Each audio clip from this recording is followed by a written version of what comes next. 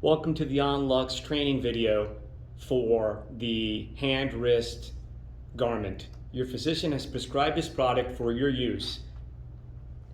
Please consult with physician for proper utilization guidelines. Standard guidelines call for this device to be utilized 3 times per day, 5 minutes each session, with at least 2 hours in between. Now we will show you how the garment is used. Simply attach the battery to the garment itself.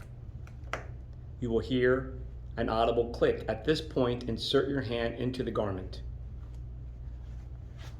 Now press the on button. You will hear an audible beep and you will see the green light come on.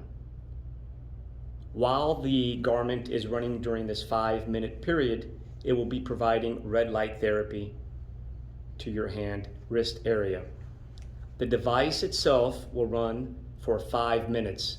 At the conclusion of the 5-minute period, the battery will shut itself off and you will hear 3 audible beeps. At the conclusion of the 3rd beep, simply remove the garment and you're done with that session.